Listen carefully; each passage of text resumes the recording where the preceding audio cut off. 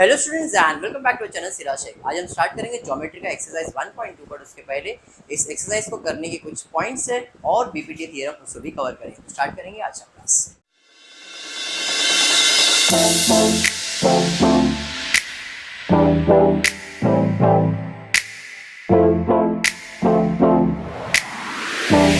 कल के क्लास में हम लोग ने सिमिलैरिटी क्या होता है वो देखा और सिमिलैरिटीज की सम्स कंप्लीट किए 1.1 में। आज हम करने वाले हैं एक्सरसाइज 1.2। 1.2 करने के लिए कुछ थियोरम्स है जो आपको लर्न नहीं करना है, समझ लेना है, ठीक है। जिसे हम कहते हैं basic proportionality theorem, BPT theorem भी कहते हैं। समझ में आया क्या? अब वो थियोरम होता कैसे? तो ऐसा कुछ है ना, उसके अंदर सेंटेंस दिया जाता है और बोलते तुम लोग सम सॉल्व करो। थियोरम में सेंटेंस देंगे और हमको इस सेंटेंस से पूरा सम को सॉल्व करके दिखाने का। ऐसा कैसे हो सकता है? क्वेश्चन दिया रहता है, डायग्राम दिया रहता है, तो अपने को समझ आ रहा है टू एरिया है तो सिमिलर करेंगे, बेस सेम है तो हाइट हाइट है, ऐसा कर सकते थे। बट इधर क्या करेंगे? तो इसलिए मैंने उस थ्योरम को कुछ अलग अलग कलर्स में लिख दिया। यहाँ हम उसको उसी तरीके से पढ़ेंगे। क्वेश्चन में दिया है if a line, if a मतलब एक लाइन है नहीं, parallel to a side of triangle मतलब एक ट्राइंगल है। इफ अ लाइन ट्राइंगल, ऐसा ही बोला है। If a line parallel, parallel मतलब ऐसा। अब वो ऐसा पैरेलल हो सकता है, ऐसा पैरेलल, कोई भी डायरेक्शन में वो पैरेलल हो सकता है। पैरेलल का मतलब एक दूसरे के आमने सामने। इंटरसेक्ट हो सकता है क्या? नहीं। पैरेलल मतलब ऑपोजिट डायरेक्शन में होगा। अब ये लाइन ऐसा भी पैरेलल हो सकता है, ऐसा भी पैरेलल हो सकता है, ऐसा भी, कैसे भी हो सकता है। अच्छा ऐसा लगेगा तो मैंने इसको ऐसा ही पैरेलल, समझ में आया? तो उसने पहले लाइन पे जो बोला था मैंने वही लिखा। If a line parallel to the side of a triangle, ऐसा ही बोला है, parallel to the side of a triangle. कौन से साइड को पैरेलल है? बीसी को। कौन सा लाइन? Line L. अब क्योंकि ये लाइन है तो इसने इस ट्राइंगल को पॉइंट पे टच किया है। इस साइड भी टच किया, इस साइड भी टच किया। इधर मैंने नेमिंग कर दिया डी, इधर नेमिंग कर दिया ई। समझ में आ गया? तो मैंने क्या किया, एक ट्राइंगल है, एक लाइन है, और ये लाइन किसको पैरेलल है? बीसी को पैरेलल है। और ये ट्राइंगल के दूसरे साइड को, तीन साइड होता है, एक साइड को पैरेलल है और रिमेनिंग साइड को क्या कर रहा है? बाइसेक्ट कर रहा है, डिवाइड कर रहा है। तो देखते हैं ऐसा कुछ बोला है क्या? Intersect the remaining sides in two distinct point. Yes, remaining side को टू डिस्टिंक्ट पॉइंट में इंटरसेक्ट भी कर रहा है। इतना तक तो समझ में आ गया था। बट अब स्टार्ट हुआ तुम्हारा question. Then the line divide the side in same proportion. कल ही मैंने प्रपोर्शन का मतलब बताया था। प्रपोर्शन का मतलब स्मॉलर अपॉन बिगर, रेशियो होता है प्रपोर्शन का मतलब। तो इसने क्या बोला है, अगर एक लाइन है, एक ट्राइंगल है, और वो लाइन ट्राइंगल के कोई भी साइड को अगर पैरेलल है तो जो साइड बच गया, ये साइड बच गया ना, मतलब A D B E A B C, ये बचा हुआ साइड है, ये क्या होगा? प्रपोर्शन में होगा, वो भी सेम प्रपोर्शन में होगा। मतलब क्या होगा? इक्वल होगा। हमको ये प्रूफ करना है। समझ में आया क्या? हाँ जी। इसके आगे कुछ भी दिया है नहीं। तो अपने को गिवन में क्या दिया था? एक ट्राइंगल दिया था, एक लाइन दिया था, और कुछ भी दिया है क्या? तो पहले अपन गिवन लिखते हैं। गिवन में अपने को क्या दिया है? In triangle A B C line L है is parallel to side BC and line L intersects side AB and AC at point D and E। मेरे भाषा में लिखने का सेम टू सेम नहीं। मेरे को क्या समझ में आया, ये जो लाइन है इस ट्राइंगल को पैरेलल है और AB को और AC को एट पॉइंट D और E इंटरसेक्ट कर रहा है। तो मेरे लैंग्वेज में मैंने लिखा in triangle ABC line L is parallel to side BC and line L intersects side AB and AC at point D and E। इसमें रट्टा मारने जैसा नहीं है, अपने को अपने लैंग्वेज में लिखने का। सेम टू सेम मैंने लिखने कहाँ बोला? समझो और फिर अपने लैंग्वेज में लिखो। आप जब समझोगे तो यही सेम आएगा, फिर आप भी सेम ही लिखोगे। एक ट्राइंगल, ट्राइंगल लिखा इन ट्राइंगल, जो भी आपने उधर नेमिंग किया रहेगा। अगर आपने नेमिंग पी क्यू आर किया है तो इसका लिखोगे in triangle P Q R. इधर लाइन एम लिखा है तो उधर लिखोगे line M. Parallel to side इधर आर क्यू है तो आर क्यू पी क्यू जो भी लिखा रहेगा आपने वो लिखोगे। फिर वो लाइन एम इंटरसेक्ट कर रहा है पी क्यू को पी आर को, जो भी रहेगा वो लिखोगे आप। समझा? कौन से पॉइंट में? टी और एस है तो टी और एस। मैं ऐसा असाइनमेंट देने वाला तुम लोग को, बट आपको इतना तो समझ में आ गया। गिवन में क्या दिया था समझ में आया। प्रूव क्या करना है, अगर ऐसा है तो ये क्या होगा, साइड्स क्या होगा, प्रपोर्शन में होगा। तो हमको प्रूव क्या करना है, A D upon D B equals to A E upon E C. अपने को यही प्रूव करना है ना, A D upon D B A E upon E C equal में होगा। क्या बोला है, then the line divide the side in the same proportion, मतलब जितना इधर है उतना ही इधर है। समझा? तो इधर क्या आएगा, प्रोपोर्शन मतलब A D upon D B A E upon E C. समझा? ये तो क्या प्रूव करना है, क्लियर? रागिनी बोल। A D D B A E C E C. समझा? पक्का समझा? ये गिवन दिया था और ये प्रूव करना है। समझा ये आपको? अब ये प्रूव करने के लिए मैंने कल लेक्चर में देखा था, प्रपोर्शन कब आता है, प्रपोर्शन कब आता है, smaller triangle upon larger triangle. Height same है तो बेस, बेस सेम है तो हाइट। तो अगर मैं कंस्ट्रक्शन करता हूं, ऐसा एक लाइन ड्रॉ करता हूं इधर से, मैं क्या करता हूं, कंस्ट्रक्शन करता हूं। मैं क्या करता हूं, यहां एक लाइन ड्रॉ करता हूं ऐसा, ठीक है। तो आप देखो एक ट्राइंगल बन गया, इधर ट्राइंगल बन गया। इधर दो ट्राइंगल है, एक ये बाजू और एक ये बाजू। दोनों का बेस सेम है, बेस सेम है नहीं, दोनों का हाइट सेम है। तो बेस आंसर आएगा। छोटापन बड़ा हो गया। देखो एक पार्ट आ गया, आ गया। मैं दो ट्राइंगल लेता हूं, एक ये वाला ट्राइंगल लेता हूं, एक ये वाला ट्राइंगल लूंगा। इनका हाइट सेम है तो आंसर क्या आएगा। समझा? कल ही किया था आपने, ये याद आ रहा है क्या, भूल गए? ऐसा कल किया था कि नहीं? तो अपने को क्या करना पड़ेगा, एक कंस्ट्रक्शन, भाई इसको ऐसा ज्वाइन कर दो। सर आप ऐसा भी तो कर सकते हो, ऐसा किया आपने, ऐसा भी ड्रॉ कर दो, बोलना। समझा? अगर मैं ऐसा ड्रॉ करता हूं तो फिर से हाइट तो यही रहेगा, इसका बेस और इसका बेस ये भी आ जाएगा, तो प्रूव हो जाएगा ना। समझा? तो अपने को करना क्या है, समझ में आ रहा है क्या? अंडरस्टूड?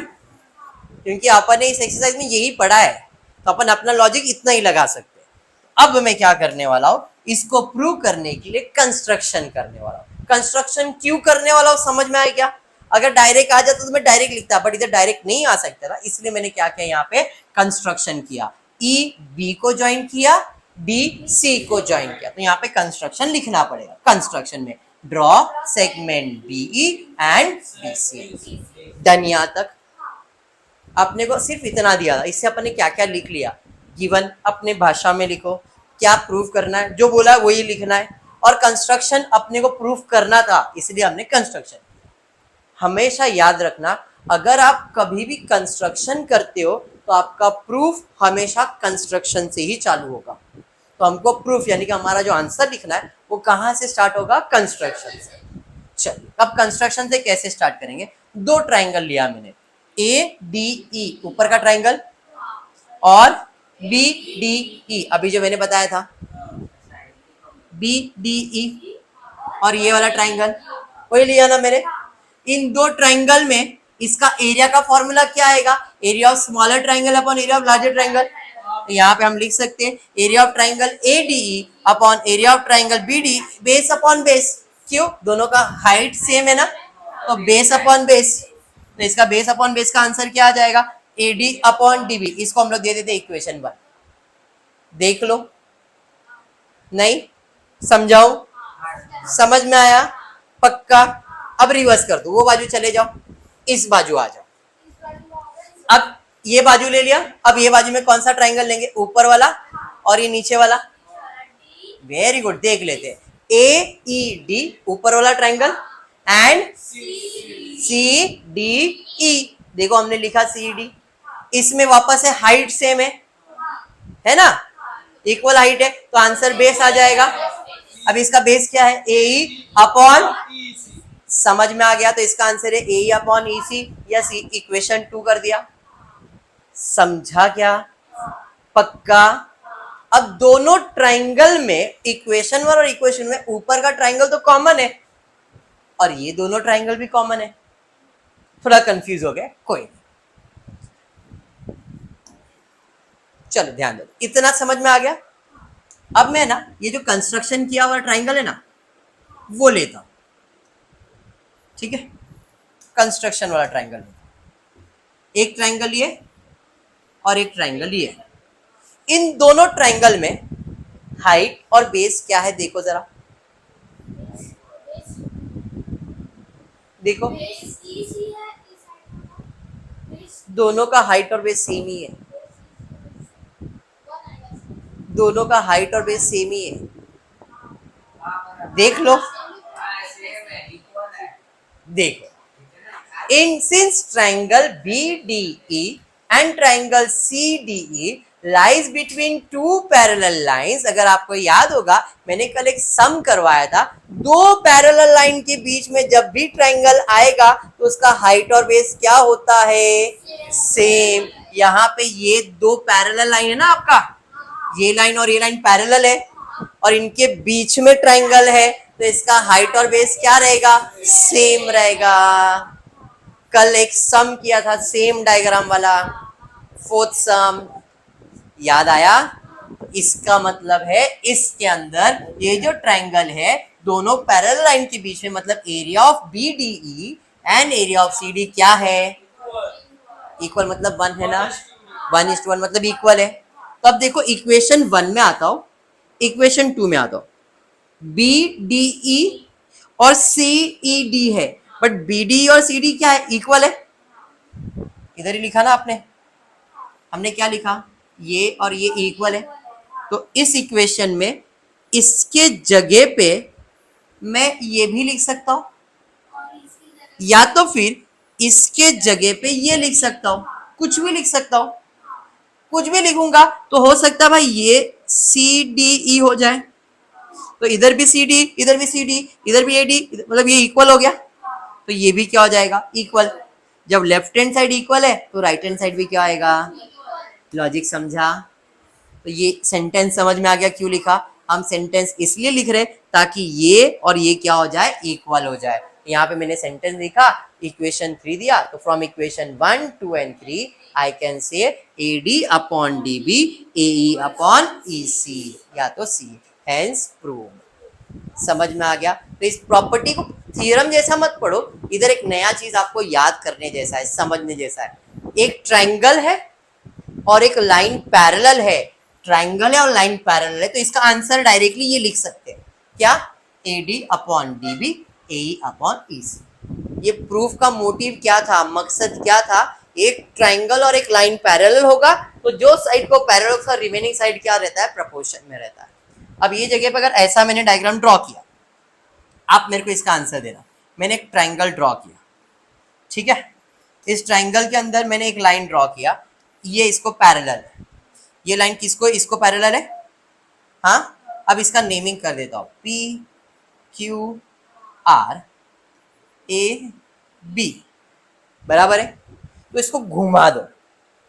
अब बताओ इसका आंसर क्या आएगा, ये और ये इसको पैरेलल है तो रिमेनिंग साइड ये है, तो इसका आंसर क्या आएगा, QB upon BR is equals to AP, sorry यहां पे आ जाएगा, यहां पे आ जाएगा QA अपॉन AP।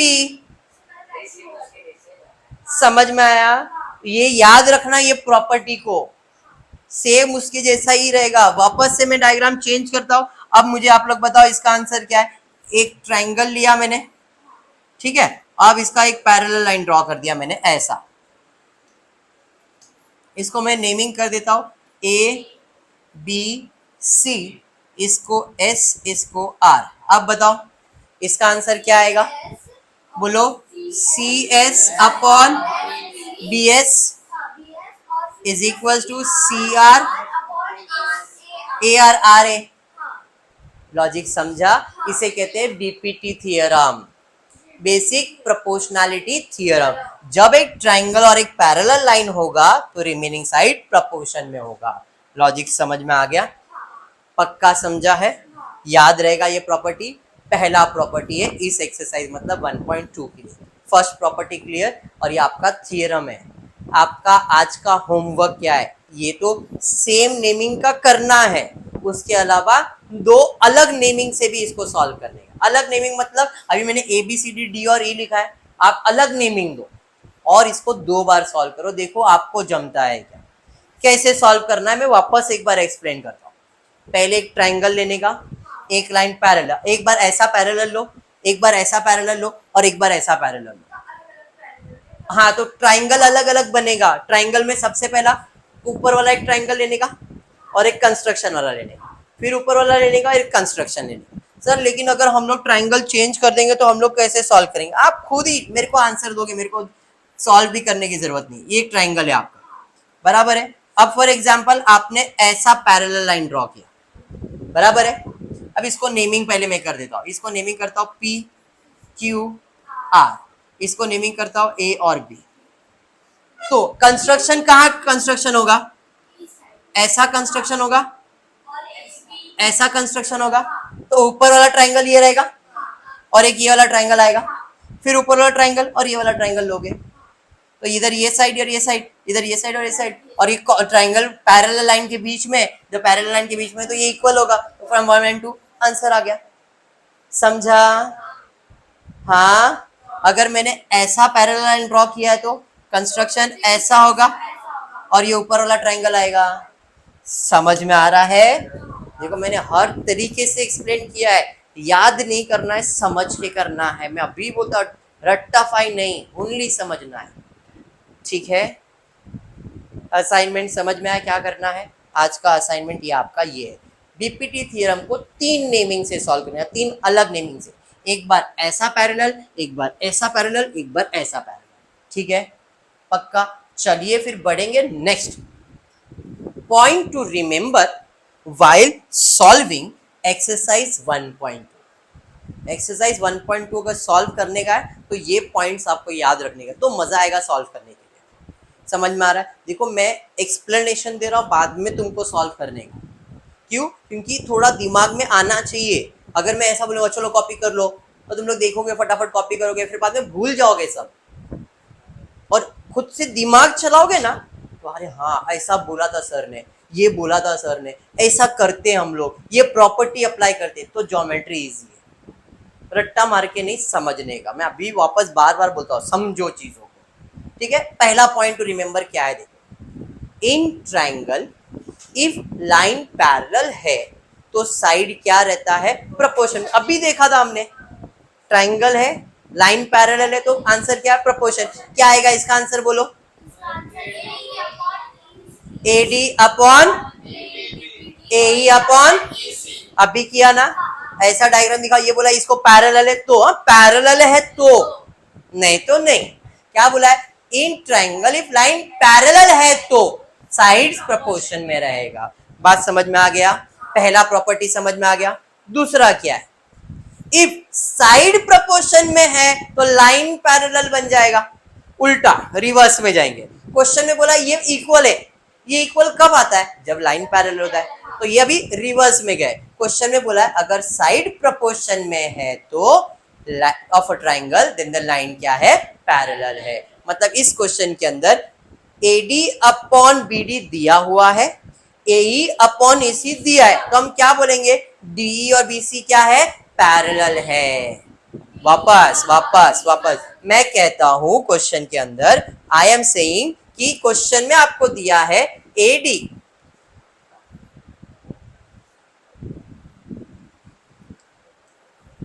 क्वेश्चन में दिया है आपको AD upon DB is equals to AE upon EC। ये क्वेश्चन में दिया है, तो साइड प्रोपोर्शन में दिया है, तो इसका आंसर क्या लिखेंगे? इसका आंसर लिखेंगे DE is parallel to side BC.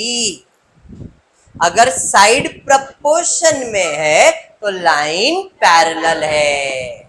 Reverse में जाते हैं, नॉर्मल केस में क्या बोला था, इधर इधर कहा था लाइन पैरेलल है तो साइड प्रपोर्शन में, तो ये क्वेश्चन में ऐसा देंगे डी इज पैरेलल, तो हम लोग ये आंसर लिखते हैं। लेकिन अगर ये प्रपोर्शन में दिया तो हम क्या लिखेंगे, लाइन क्या है, पैरेलल है। समझ में आ गया? तो इस केस में इसका आंसर क्या आएगा, D is parallel to BC. समझा? रिवर्स ऑर्डर है, आओगे तो पैरेलल और जाओगे तो प्रपोर्शन में है।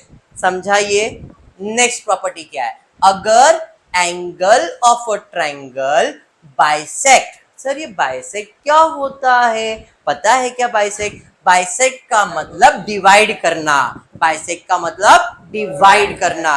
अब हो सकता है एंगल बाइसेक्ट हो सकता है लाइन बाइसेक्ट हो, दो चीज होता है।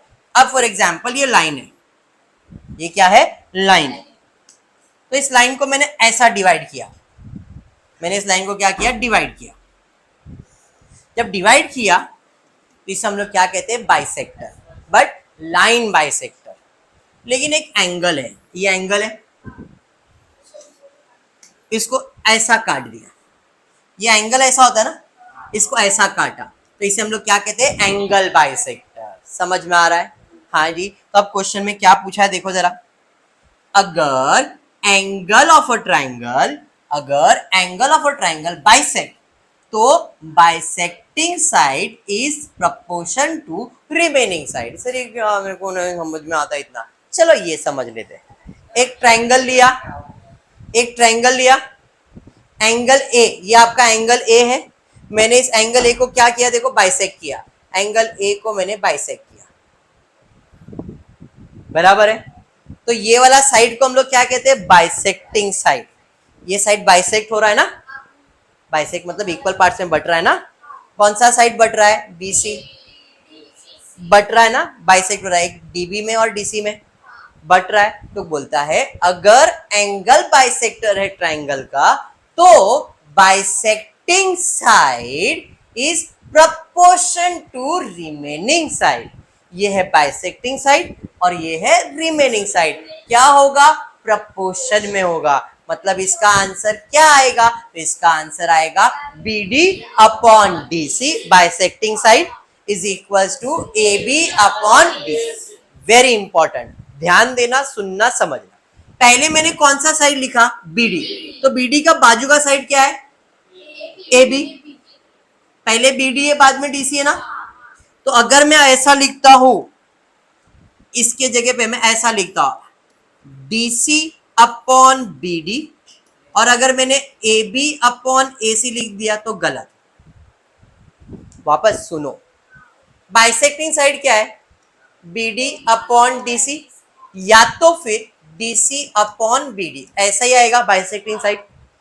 तो ऊपर क्या लिखा है वो देखने का, ऊपर क्या लिखा है आपने, BD, इधर क्या लिखा है, तो BD के बाजू वाला साइड कौन सा है, तो हमेशा BD के बाजू वाला साइड कौन सा है, तो ऊपर AB आएगा और नीचे इस बाजू वाला साइड, इसके बाजू वाला साइड। अब इस केस में DC और BD लिखा है, तो DC का बाजू वाला साइड क्या है, तो यहाँ पे क्या आएगा, AC, और इधर क्या आएगा, AB, ऐसा लिखा जाएगा। इधर स्टूडेंट से गलती होती है, यही। फॉर एग्जाम्पल एक ट्राइंगल मैं बनाता हूँ, अलग एग्जाम्पल से देता हूँ। मैंने एक ट्राइंगल ड्रॉ किया और मैंने इधर बाइसेक्ट किया, इसको नेमिंग कर रहा हूं मैं ABC, यहाँ पे नेमिंग कर दिया मैंने D, ठीक है। तो ये साइड कौन सा है, बाइसेक्टिंग साइड। तो इसका आंसर क्या आएगा बताओ, बाइसेक्टिंग साइड क्या है, AD अपॉन DC। पहले bisecting side is equals to क्या लिखूंगा, पहले लिखूंगा मैं AB और फिर क्या मैं लिखूंगा, BC। AD, क्योंकि ऊपर AD है ना, तो AD का बाजू वाला साइड, और इधर DC है तो DC के बाजू वाला साइड। समझा?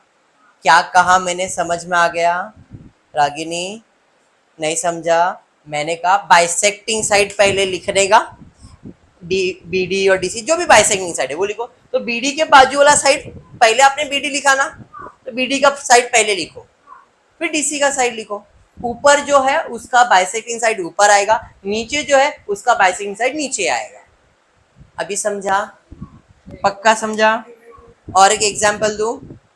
और एक एग्जाम्पल नहीं क्या? हाँ, और एक एग्जाम्पल ले लेते, चलो और एक एग्जाम्पल लेता हूं। एक ट्राइंगल ड्रॉ करता हूं और इसको बाइसेक्ट कर देता हूं मैं यहां से, ऐसा बाइसेक्ट कर दिया, ठीक है।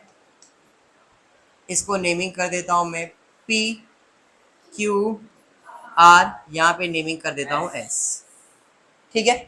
अब इसको घुमा दो, तो ये आपका एंगल है, इसको उसने इधर बाइसेक्ट किया है, तो पहले बाइसेक्टिंग साइड लियो, कैसे भी लियो, जो बोलने का वो बोलो। QS अपॉन ये लिखा। अभी रिमेनिंग साइड लिखने का, रिमेनिंग साइड कौन सा है? QS का बाजू वाला साइड, क्योंकि पहले ऊपर क्या है? QS, इधर क्या आएगा? हो गया, यही बता रहा था मैं। समझा? अभी समझ में आ गया? अरे यही मैंने आपको समझाया और कुछ भी नहीं समझाया। यहाँ पे 3 प्रॉपर्टी हुआ, लाइन पैरेलल है तो साइड प्रोपोर्शन में, साइड प्रोपोर्शन में तो लाइन पैरेलल में, एंगल बाइसेक्टर है तो bisecting side is equals to remaining side, bisecting side equals to remaining side, bisecting side equals to remaining side. Property clear हो गया? चलिए लास्ट प्रॉपर्टी देखते हैं, इसमें क्या दिया गया है। इसमें अगर 3 lines are parallel and have transversal तो साइड्स प्रोपोर्शन में है। 3 लाइन है, ट्रांसवर्सल है तो प्रोपोर्शन में, A B upon B C, D E upon, खत्म। समझ में आ गया? ये प्रॉपर्टी अगर याद रहेगा तो एक्सरसाइज 1.2 इजी होगा। एक्सरसाइज 1.2 में क्या क्या पॉइंट याद रखने का है? लाइन पैरेलल है साइड प्रोपोर्शन में, साइड प्रोपोर्शन में लाइन पैरेलल में, बाइसेक्टर है, एंगल बाइसेक्टर है तो bisecting side remaining side, 3 line है तो सब प्रोपोर्शन में आता है। समझ में आ गया? पक्का समझा है? चलिए बढ़ते फिर एक्सरसाइज की तरफ। एक्सरसाइज 1.2 है आपके टेक्स्ट बुक में यही सब। Given below are some triangles and the length of the line segment. Identify in which figure ray PM bisect angle QPR. Angle bisector सब में दिख रहा है। बाइसेक्ट कभी होता है? बाइसेक्ट कब होता है? जब bisecting side is equals to remaining side. अगर बाइसेक्टिंग साइड और रिमेनिंग साइड इक्वल आएगा मतलब बाइसेक्टर है, नहीं तो नहीं है। तो अपने को हर एक इसमें मेजरमेंट दिया है, एक एक करके सॉल्व करना। पहले क्वेश्चन जो सोया हुआ था उसको मैंने जगा दिया, तो घुमा दिया मैंने उसको। ट्रायंगल ऐसा सोया पड़ा था, मैंने उसको जगा दिया, सीधा कर दिया। समोसा उल्टा था, समोसा सीधा हो गया। समझ में आया? देखो पूरा नेमिंग घूम के बराबर है क्या? ऐसा देखने में अपने को समझ में आया कि ये तो इसका बाइसेक्टर है या नहीं? ये बाइसेक्टिंग साइड है और ये रिमेनिंग साइड है, बराबर है। तो आंसर क्या आएगा? R M upon M Q P R upon. समझ में आ गया? लेट अस अज्यूम दैट, हमने अज्यूम किया कि ray PM is a angle bisector of angle Q P R, बराबर है। Therefore, I can say RM equals to RM upon QM equals to PR upon, यही है ना? बट अपने को मेजरमेंट में क्या क्या दिया जरा चेक करते हैं। RM दिया है क्या? दिया है। QM दिया है? दिया है। PR दिया है? दिया है। PQ दिया है? सब दिया है। चलिए मेजरमेंट लिख दे। RM का मेजरमेंट कितना दिया है? इसका कितना दिया है? इसका कितना दिया है? दिया है ना? चलिए ठीक है। मैं क्या करता हूँ, पॉइंट हटाने के लिए 10 से मल्टीप्लाई करता हूँ। पॉइंट हटाने के लिए मैं क्या करूंगा? 10 से मल्टीप्लाई करता हूँ। चलिए भैया 10 से मल्टीप्लाई करते हैं। तो इधर 10 से अगर मैं मल्टीप्लाई करूंगा तो इधर होगा क्या?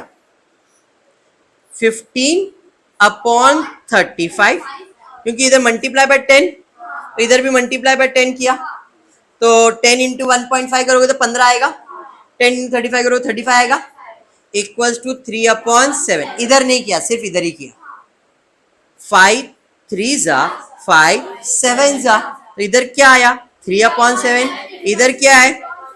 इक्वल है, मतलब रे बाइसेक्टर है। समझ में आया? अगर इक्वल नहीं आएगा तो रे बाइसेक्टर नहीं है। यही अपने को इस एक्सरसाइज में करना था, समझा?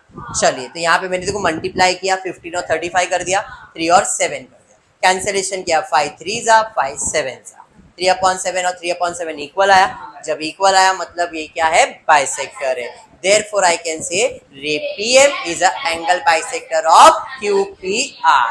हमेशा याद रखो, जब भी एंगल करोगे तो बीच में आता है। एंगल का नेमिंग हमेशा क्या रहेगा? बीच में। जिस एंगल का नाम लिखना है वो एंगल हमेशा क्या रहेगा? बीच में। QPR किसका बाइसेक्टर है? P का है ना, तो इधर P बीच में लिखा है। RPQ भी लिख सकते हो बट हमेशा P बीच में रहेगा बिकॉज P का बाइसेक्टर है। समझा? हाँ, वेरी गुड। सेकेंड डायग्राम पे जाते, इसको भी मैंने जगह दिया। चलिए, अब दिख रहा है अपने को same RM upon MQ, PR upon PQ, वही सेंटेंस लिखेंगे। Let us assume the bisector है, same assume it is a bisector, therefore same to same आएगा। RM का वैल्यू 6 और 8 और इसका वैल्यू 7 और 10। इधर कैंसिलेशन होगा, हाँ, 2 3 जा 6, 2 4 जा 8 और कैंसिल होगा क्या? नहीं, तो इधर आएगा 2 3 जा 6, 2 4 जा 8। इधर कैंसिल होगा क्या? 7/10। क्या इक्वल है क्या? जब इक्वल नहीं है तो बाइसेक्टर है क्या? नहीं। Therefore 3/4 is not equals to 7/10. Therefore ray PM is a not bisector of angle। समझा? चलिए तीसरे पे जाते, इसको भी सीधा कर दिया मैंने, घुमा के सीधा कर दिया। अब बाइसेक्टिंग साइड क्या है? RM MQ। समझ में आ गया? यस, वापस से सेम अज्यूम करेंगे, सेम लिखेंगे RM QM और PR PQ। समझा? चलिए, RM का मेजरमेंट मालूम है क्या? देखो, हाँ 4, इसका है 3.6, उसका कितना है? 10 और इसका है 9। पॉइंट है तो पॉइंट हटाने के लिए क्या करोगे? 10 से मल्टीप्लाई, एक पॉइंट है ना, तो मैं इधर 10 से मल्टीप्लाई करता हूँ, तो इधर होएगा 40/36 इक्वल्स टू 10/9 बराबर। 4 का टेबल आता है, 4 1 जा 0, 4 9 जा 36। इधर क्या आया? 10/9। क्या बात है, समझ में आ गया क्या? क्लियर है? रागिनी क्लियर हो गया? तो रागिनी यहाँ पे आएगा 40/36 कैसा है? समझा? मल्टीप्लाई बाय 10 दोनों बाजू किया, ऊपर भी और यहाँ पे भी, ठीक है, इक्वल्स टू 10/9 करेंगे। कैंसिलेशन किया, 4 1 जा 0, 4 9 जा 36, इक्वल है, इक्वल है मतलब ये बाइसेक्टर। पहला सम क्लियर हो गया? बोल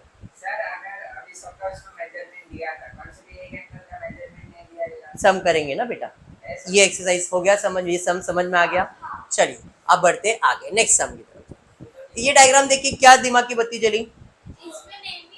इसको देख के क्या दिमाग में बत्ती जली? पैरेलल, एक ट्रायंगल और पैरेलल है ना, तो साइड्स प्रोपोर्शन में आएगा। मैंने ये बताया, इधर अपने को डायग्राम देके पहचानना है। क्लियर है? तो क्वेश्चन में देखो क्या दिया है, इन ट्रायंगल PQR PM का मेजरमेंट दिया है, PQ का मेजरमेंट दिया है, PR का मेजरमेंट दिया है, NR का मेजरमेंट दिया है। State whether the line NM is parallel to side RQ। मैंने आज आपको दो प्रॉपर्टी बताया, क्या? लाइन पैरेलल है तो साइड प्रोपोर्शन में, अगर साइड प्रोपोर्शन में तो लाइन। क्वेश्चन में क्या पूछा है? State weather line M is parallel. तो पैरेलल कब होगा? जब साइड प्रोपोर्शन में आएगा। पैरेलल है तो प्रोपोर्शन, प्रोपोर्शन है तो पैरेलल। अपने को क्या पूछा है? पैरेलल पूछा है, तो अपन क्या करेंगे? साइड्स को प्रोपोर्शन में दिखाएंगे। अगर वो प्रोपोर्शन है तो पैरेलल, और प्रोपोर्शन नहीं है तो पैरेलल नहीं है। समझा? चलिए डायग्राम ड्रॉ करते हैं। Diagram is ready. क्या क्या मेजरमेंट दिया है? इन ट्रायंगल PQR PM दिया है। PM कहाँ है भाई? PM वहां पे। कितना दिया? 15। फिर क्या दिया? PQ मतलब उधर से लेके इधर तक दिया है 25। फिर क्या दिया? प्यार दिया है, कितना दिया है? और NR दिया है, कितना दिया है? बराबर है।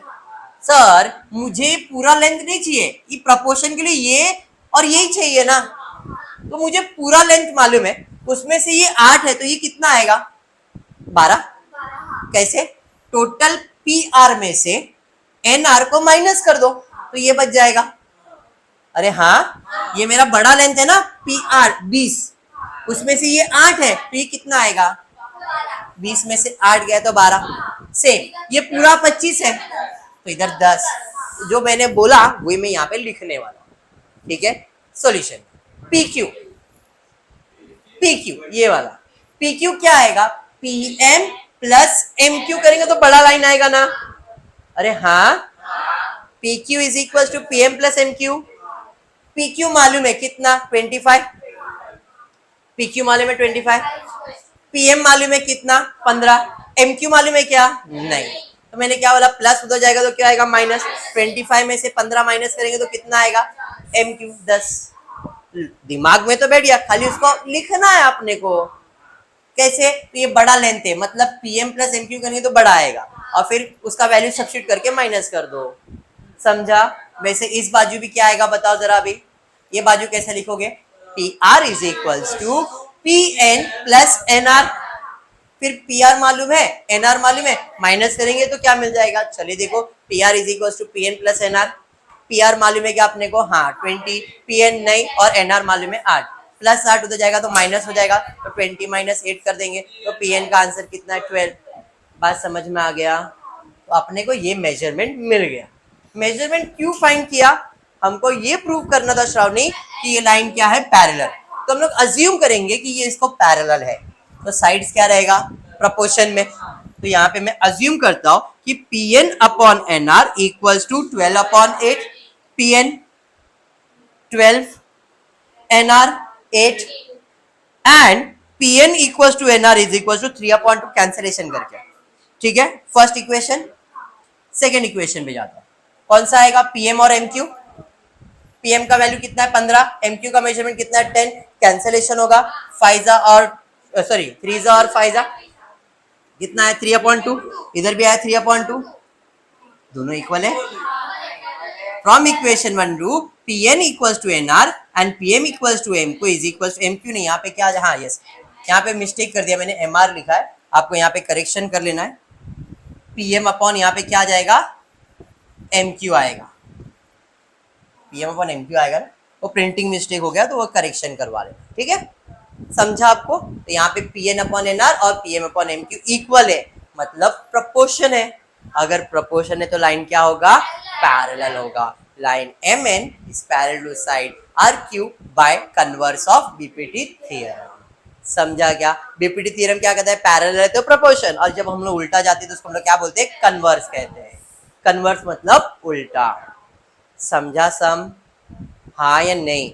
वापस से ध्यान से देखो कैसे सम सॉल्व किया, पहले साइड से मेजरमेंट फाइंड कर लिया, फिर हम लोग ने इस साइड का लिखा वैल्यू, फिर इस साइड का, और दोनों चेक किया इक्वल है, इक्वल है तो लाइन पैरेलल है, समझा अच्छे से।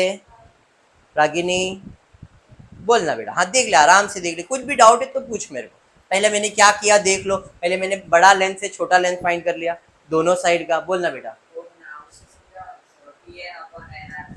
ये देखो, अपने को पीएन का मेजरमेंट मालूम है क्या, पीएन है 12, और उसके बाद क्या चाहिए, एनआर क्वेश्चन में दिया है 8, 2 का टेबल तो आता ही है, 2 6 जा 2 4 जा 2 3 जा 2 2 जा, तो इसका आंसर कितना आया, 3/2 आया, बराबर। अब उस बाजू के लेंथ में जाएंगे, पीएम अपॉन एम क्यू बराबर है, अब यहाँ पे 15, यहाँ पे 10, 5 3 जा 5 2 जा, 3/2 इसका भी आंसर आया, इसको इक्वेशन 2 दिया है, इसको इक्वेशन 1 दिया है, तो इक्वेशन 1 और 2 में अपने को क्या समझ में आ रहा है, पीएन अपॉन एनआर और पीएम अपॉन एम क्यू क्या है, इक्वल है, तो फ्रॉम 1 and 2 ये इक्वल है, जब साइड्स इक्वल प्रोपोर्शन में तो लाइन क्या रहता है, पैरेलल, समझ में आ गया, पक्का समझा। चलिए बढ़ेंगे नेक्स्ट सम, देखते हैं नेक्स्ट सम क्या दिया।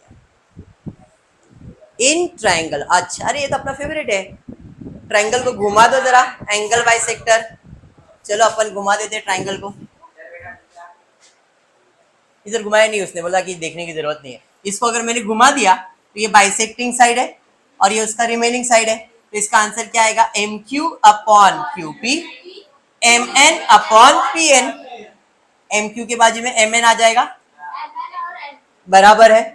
मेजरमेंट क्या क्या दिया देखो, एम क्यू दिया है 2.5, एम क्यू दिया है 2.5, क्यू पी नहीं दिया है, एम एन दिया है हाँ 5, और ये कितना दिया है 7, बराबर है।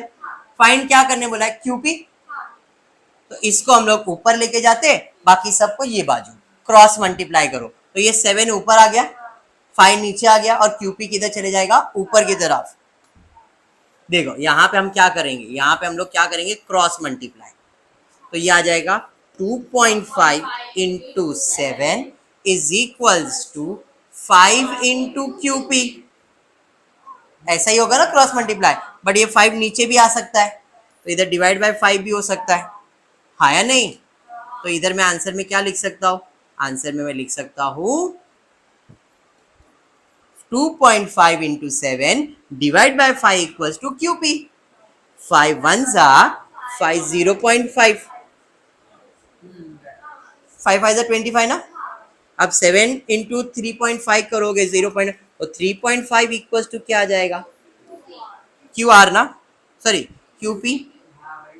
तो यहाँ पे आ जाएगा QP। डन सम, इतना ही करना था, हो गया सम। देखो क्या फाइंड करना था, QP फाइंड करना था। अरे समझा, हमने क्रॉस मल्टीप्लाई किया, 0.5 इंटू 7 3.5 यूनिट। क्लियर है? अरे हाँ, कौन सा है डायग्राम, कौन सा डायग्राम है, पैरेलल वाला। बट इधर पैरेलल लाइन नहीं दिया, इधर एंगल बना के दिया है 60। तो हम लोग को हमेशा याद रखो, जब एक ट्रायंगल होता है ना, 9th स्टैंडर्ड में तुमको पैरेलल लाइन एक लेसन था ज्योमेट्री में, पहला ही लेसन शायद ज्योमेट्री का है या तो सेकंड लेसन, पैरेलल लाइन। तो इसमें ना आप लोग को ये पढ़ाया गया था, जब दो लाइन पैरेलल होता है और एक ट्रांसवर्सल होता है तो बहुत सारे एंगल कॉन्ग्रेंट होते हैं। जैसे वर्टिकली ऑपोजिट एंगल होता है ना, इंटीरियर एंगल्स होता है, करस्पॉन्डिंग एंगल्स होता है, बराबर है कि नहीं? यस, पढ़ा था। What is corresponding angles? मतलब जैसा तू वैसा मैं, तू ऐसा देख रहा है तो मैं भी वैसा ही देखेगा, बराबर। तो यहां पे भी सेम चीज है। इस डायग्राम में देखो, ऐसा ये देख रहा है, ये देख रहा है ना ऐसा। आजा भाई, तो देखने के लिए देखो, ये भाई साहब ऐसा देख रहा है और ये भी ऐसा ही देख रहा है, तो ये जो 60-60 से हम लोग क्या कहेंगे, करस्पॉन्डिंग एंगल्स। जब करस्पॉन्डिंग एंगल्स कॉन्ग्रेंट होता है तो लाइन पैरेलल होता है, करस्पॉन्डिंग एंगल कॉन्ग्रेंट होता है तो लाइन पैरेलल होता है। इस क्वेश्चन में भी कुछ इसी तरह से काम करने का है हमको। एक ट्रायंगल दिया गया है, measures of some angles in the given figure, prove that AP upon PB AQ upon, अरे ये तो हमारा पीपीटी थ्योरम जैसा लग रहा है, AP upon PB AQ upon QC। वो कब होगा, जब लाइन पैरेलल होगा। तो पहले अपने को लाइन पैरेलल प्रूफ करना है और फिर बाद में प्रपोर्शन दिखाने का। तो हम इसको प्रूफ कैसे करेंगे, इधर इन the given figure APQ is equals to angle ABC which is equals to 60 degree, और इस एंगल को हम लोग क्या कहते हैं, करस्पॉन्डिंग एंगल। एक जैसा ही दिख रहा है ना। Line PQ is parallel to side BC by converse of corresponding angle test। ये इसको पैरेलल, और लाइन पैरेलल तो क्या आएगा आंसर, साइड प्रपोर्शन। आज ही बताया, line parallel side proportion, side proportion line parallel. अभी यहाँ पे लाइन पैरेलल है तो साइड्स क्या होएगा, प्रपोर्शन। मतलब इसका आंसर क्या आएगा, बोलो, AP। हो गया सम कंप्लीट, सम हो गया। समझ में आता है? फैन बंद करने का तो बंद कर दो, आप लोगों को ठंडी लग रहा है क्या, फैन बंद कर दो, दोनों बंद कर दो, बाजू वाला बटन, बस ठीक है। डन, यहाँ तक पक्का क्लियर, प्रॉपर्टीज क्लियर हो रहे। चलिए देखते और समय क्या रहे, क्या बात। ये क्वेश्चन को देख के क्या दिमाग की बत्ती जली, 3 लाइन दिख रहे, 1 2 3, और ये उसका ट्रांसवर्सल है, और बोला भी है AB is parallel to PQ is parallel to DC। जब 3 लाइन पैरेलल तो साइड प्रोपोर्शन में होगा, क्या आंसर आएगा, AP अपॉन BQ अपॉन, खत्म, सम हो गया। देख लो, in the solution ABCD is a trapezium, AB is parallel to PQ is parallel to DC and AC is parallel to BC is parallel to transversal, therefore I can say by the property of 3 parallel lines। ये सब अपना भाषा है, अपने को लिखने का। अपन लिखेंगे AP upon PD and BQ upon QC। Measurement वगैरह कुछ दिया है, हाँ दिया है। फाइंड क्या करना है, BQ। और मेजरमेंट में कौन सा दिया है, एपी दिया है, पीडी दिया है, क्यूसी दिया है। तो लिखते हैं एपी दिया है, पीडी दिया है, क्यूसी दिया है, हाँ बीक्यू नहीं दिया, बराबर है।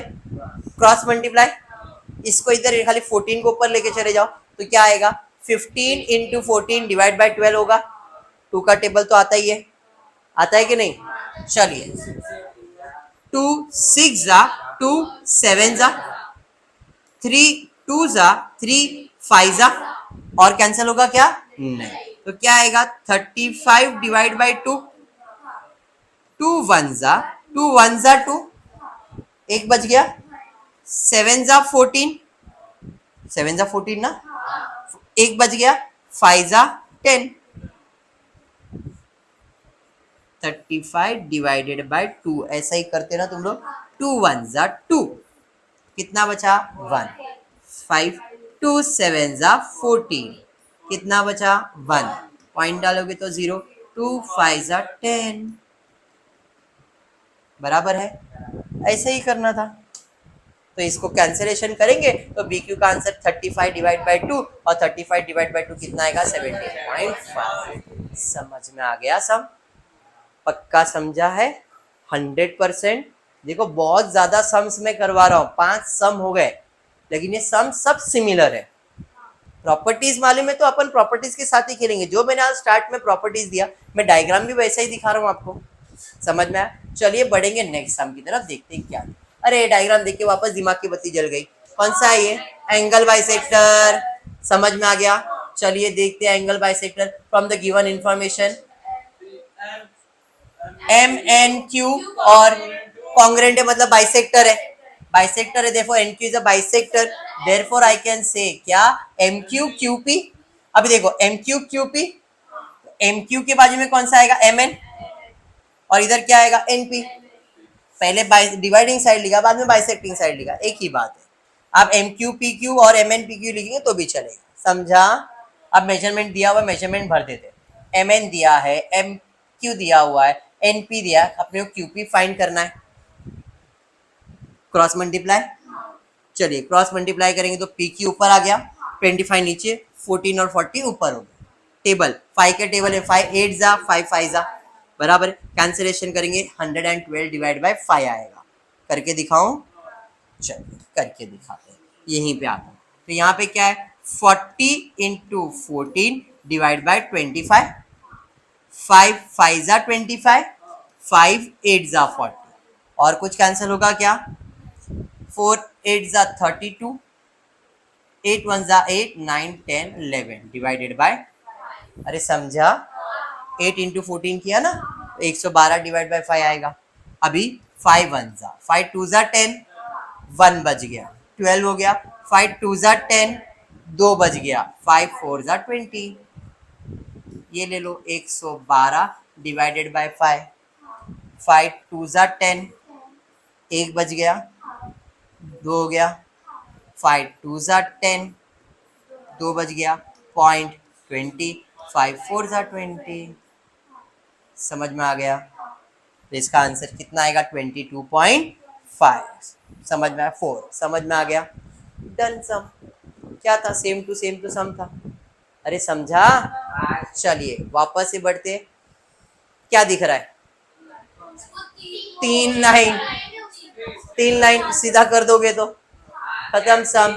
तो इधर क्या आएगा, B D D F A C C E, या तो F D D F D B, जो भी डायरेक्शन में लिख रहे चलेगा। तो यहाँ पे वापस ये पैरेलल है line given, therefore B F A C उसका ट्रांसफर है, देखो हमने कैसा लिखा है, ए सी अपॉन सी, तो ए सी के साथ क्या आएगा, B D upon D F, बराबर है। अब मेजरमेंट दिया हुआ है, सबका मेजरमेंट दिया है, अपने को एक्स का मेजरमेंट फाइंड करना है, क्रॉस मल्टीप्लाई कर दो, बराबर है। तो क्रॉस मल्टीप्लाई करेंगे तो x ऊपर आ गया, 4 ऊपर चला गया, 8 नीचे आ गया, 4 1 जा 4 2 जा 8, 2 1 जा 2 6 जा 12, हाँ या नहीं, इसका आंसर क्या आ गया, 6, खत्म हो गया। सम समझ में आ गया, है इजी।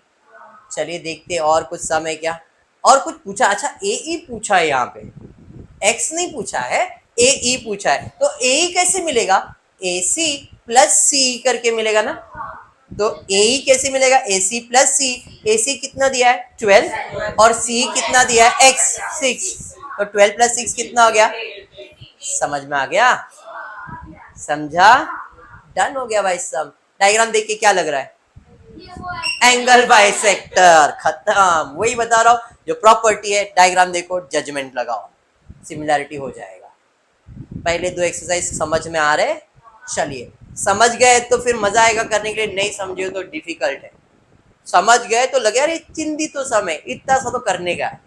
क्लियर है रागिनी, प्रैक्टिस मैं करवा देता हूँ, बाद में तुम लोगों को प्रैक्टिस करना है, और नहीं समझ में आया तो स्वाति दीदी को पूछने का है, समझ में आएगा, मेरे को पूछेंगे तो भी चलेगा। ओके चलिए, यहाँ पे हमने डायग्राम बना दिया, डायग्राम देख के एक बात समझ में आया भाई, एंगल बाइसेक्टर है ये, चलिए ठीक है। तो in the given ray MT is angle bisector of, कौन सा एंगल आएगा, एल एम एन, जो एंगल बाइसेक्टर एम का है तो एम बीच में आएगा, एन एम एल लिखो या एल एम, एक ही बात है, क्लियर। चलिए अब देयरफॉर आई कैन से क्या आएगा बताओ जरा, L M upon M N, तो एल एम के बाजू का कौन सा है, L S, L T, L T है, एल टी और टी एन, अरे हाँ बराबर ना, पहले मैंने एल एम लिखा तो एल एम का बाजू वाला side L T, M N लिखा तो उसके बाजू का साइड टी एन। चलिए एल एम का मेजरमेंट 6, इसका 10, उसका दिया नहीं और इसका 8 है, क्रॉस मल्टीप्लाई करोगे क्या फाइंड करने का है, एल टी, समझ में आ गया। टेबल कौन सा, 2 का टेबल में जाएगा, 2 5 जा 10, 2 3 जा, और कुछ कैंसिल होगा क्या, नहीं, नीचे 5 आएगा ऊपर 3, 3 8 जा कितना होगा 24, इधर आ जाएगा 24 किधर, और कैंसिल होगा, मैं कर देता हूँ, छोड़ो मैं कर देता हूँ, कैंसिलेशन में ही कर देता हूँ ताकि आपको भी कंफ्यूजन ना हो।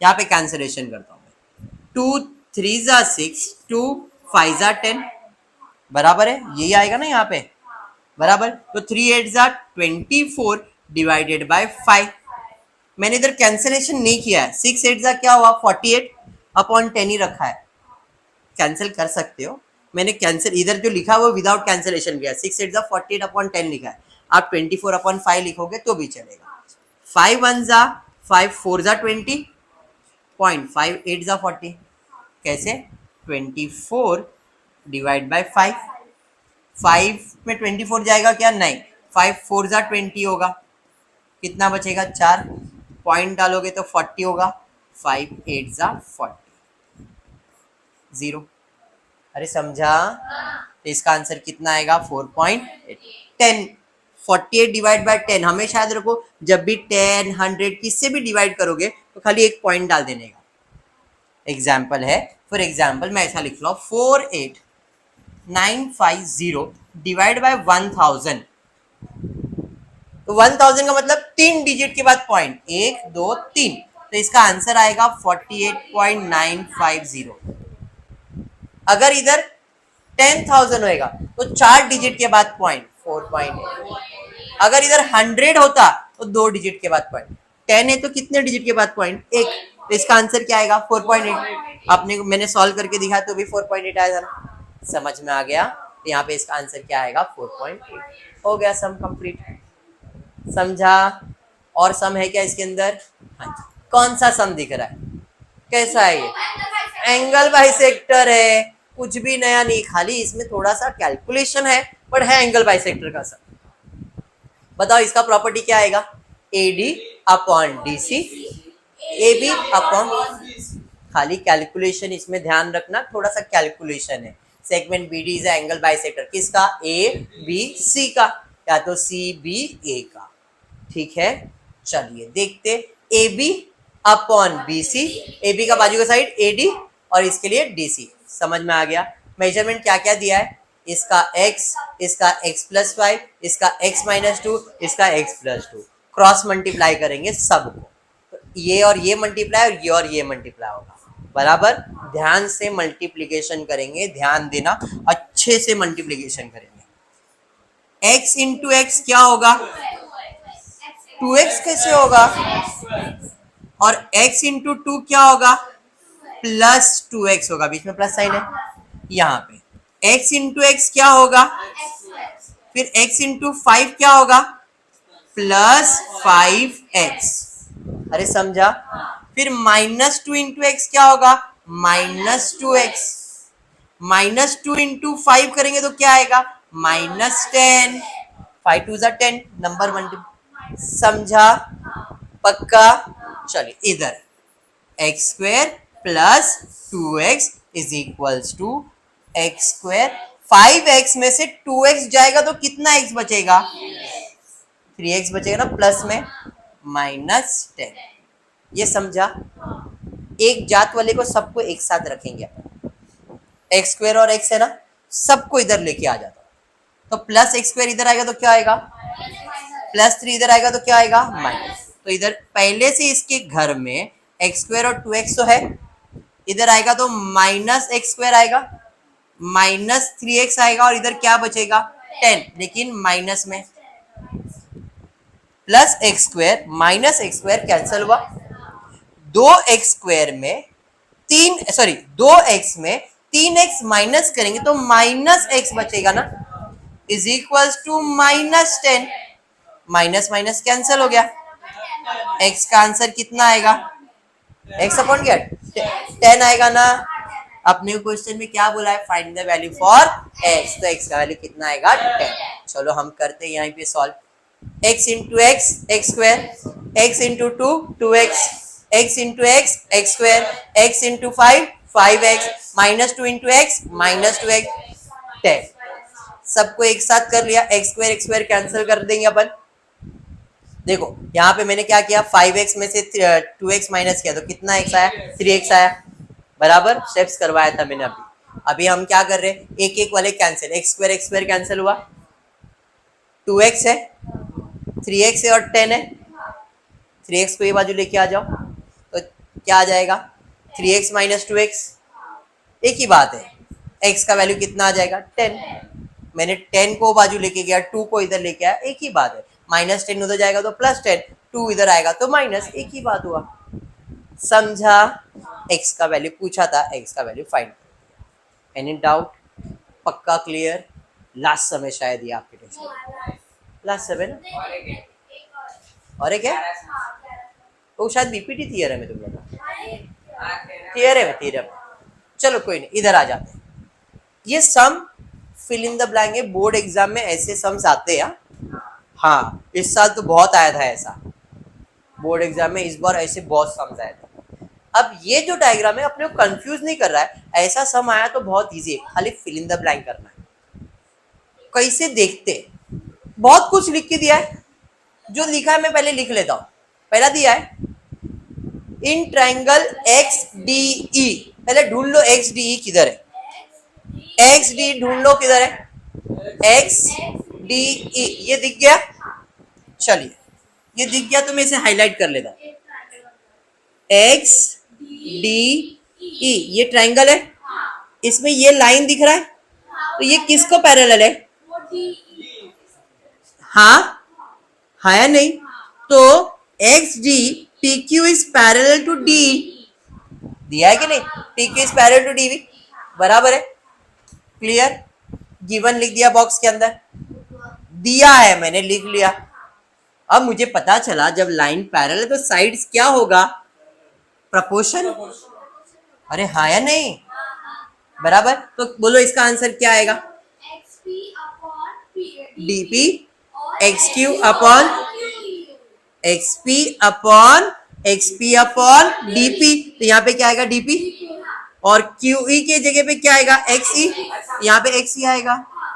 बस यही लिखना है यहाँ पे। चलो देखो बॉक्स ऐसा ही बना के दिया है, तो एक्सपी के साथ क्या आ जाने वाला है? Basic proportionality. एक्सपी के साथ क्या आएगा? पीडी। और क्यूई के साथ क्या आ जाएगा? समझ में आ गया? डन। फिर बाद में अभी ये वाला ट्राइंगल लेने बोला है, कौन सा? X E F. ढूंढ लो X E F triangle, X E F ये वाला ट्राइंगल है, ये उसको पैरेलल है, हाँ या नहीं? Q R is parallel to E F, क्या लिखोगे? गिवन। तो इसका प्रोपोर्शनल साइड कौन सा आएगा? X Q upon E Q, x R upon, reason क्या है? Basic proportionality theorem. देख लो ये तो गिवन था, ये बॉक्स बना के दिया था, तो x R upon Q E बराबर है ना, x R upon R F x Q upon E Q, वही लिखा मैंने। अरे बराबर, इसका रीजन क्या है बॉक्स में, बेसिक प्रोपोर्शनैलिटी थ्योरम। डन हो गया। हाँ, इसको हमने इक्वेशन 2 दिया है और इधर अपना इक्वेशन 1 है। अभी फ्रॉम 1 एंड 2 में क्या देखो, इधर कुछ कॉमन दिख रहा है, x cube Q E x cube. अब ये दोनों इक्वल है तो ये दोनों भी क्या होगा, इक्वल होगा। ये मेरा इक्वेशन 1 था, ये मेरा इक्वेशन 2 है। इसका राइट हैंड साइड इक्वल आ रहा है तो लेफ्ट हैंड साइड भी इक्वल होगा। तो इधर अपने को फ्रॉम 1 एंड 2 में क्या लिखने का है, लेफ्ट हैंड साइड। तो यहाँ पे फ्रॉम 1 एंड 2 अपन क्या लिखेंगे, from 1 and 2 x P upon P D x R upon R F. समझा? हाँ समझा।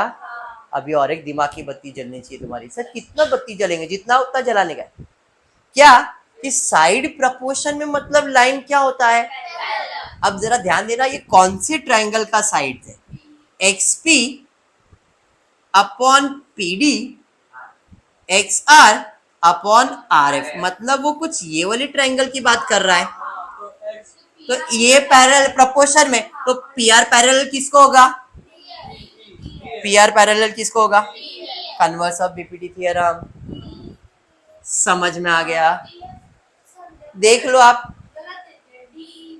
उधर प्रिंटिंग मिस्टेक कर दिया है, ठीक है, वहां पे डी नहीं आएगा, वहां पे डी एफ आएगा, ठीक है, लिखा है मैंने डी एफ।